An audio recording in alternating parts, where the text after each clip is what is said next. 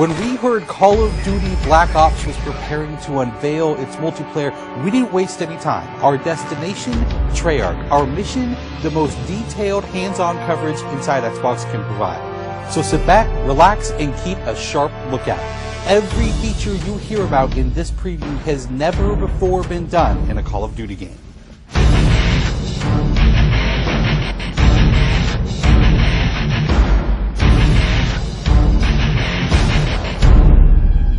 We begin where the multiplayer trailer for Black Ops left off, with theater mode.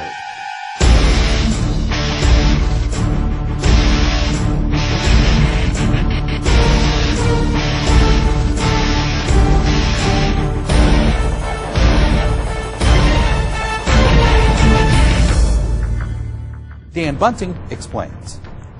You can switch the camera from any player's perspective in both first person and third person.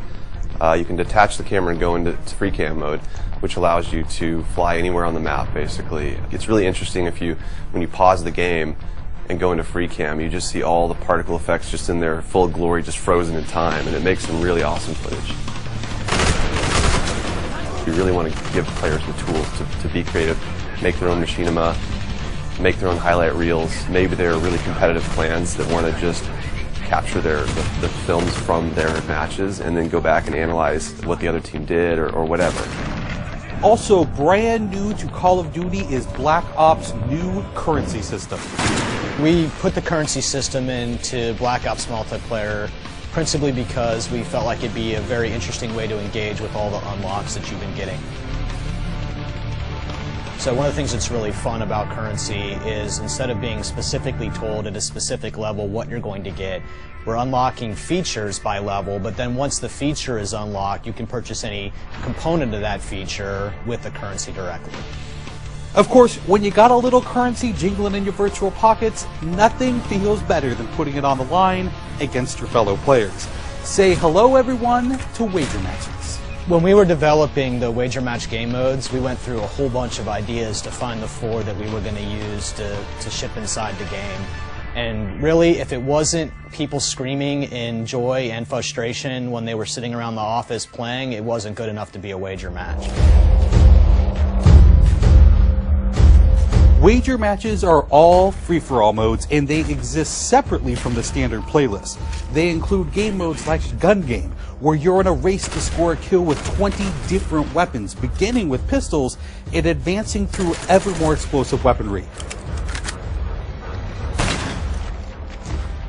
It's extremely rewarding for us as a design team to put something up there that people are reacting to really well and it's slightly different than what they get, and everyone loves the core game, and you have to be very careful when you're finessing the core mechanics of the game. But Wager Match just let us kind of get our creativity flowing and do some things that you're not normally used to, and then spin them up in unique ways and combine things in ways that you haven't seen before that you never really thought of and that wouldn't be appropriate for the core game but are completely appropriate for Wager Matches. While the classic Call of Duty challenge system is still very much in place, Black Ops is also adding a new feature called contracts. Right, so if you're using the contract system, you actually have to put up a little of your own currency in order for a bigger payday. And depending on the contract, some contracts pay XP, some pay more currency, some pay both. But they're all time limited, and it's game time limited, so you have to go to work to accomplish that contract within the time period in order to get paid. It's different from the challenges, in so much that the challenges some players like to use very aggressively, and they map out their path through the challenge system in order to maximize their XP gains, in order to level faster.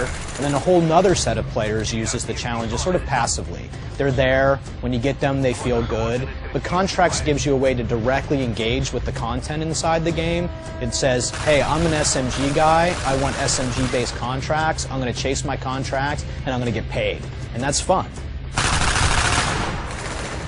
Another focus for Black Ops is player customization, including things like unlockable face paint, unique perk-specific character models, and a whole lot of weapon customization. We've been we stole the line from Full Metal Jacket, this is my weapon, this is my gun, and we're chanting that around the office as sort of our mantra for this feature. Originally it started with one of our designers he just made kind of an offhand comment one day where he said, you know, I really have a certain attachment to the weapon that's my favorite. I want to make that weapon mine, and that was all it took. So from there it was just, what are the things that are cool? It's like, put your clan tag on your gun, of course. And we've got, the emblem editor by itself is an element of creativity for players. And then the reticles, of course, so why not give people the option to select what kind of red dot they have. Maybe they don't like a dot, maybe they like a circle, maybe they like a triangle, maybe they like a standard crosshair, maybe they just want a line. And then there is combat training, which allows you to get comfortable with the trappings of multiplayer by competing in matches against AI-controlled opponents.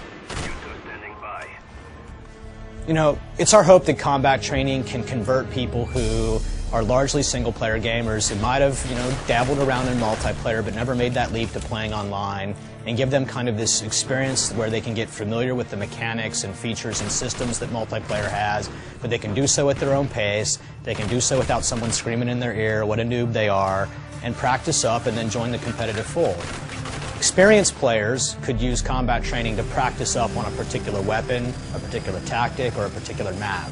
So we think it appeals to both audiences, but most directly it was designed to help new players get into the mix.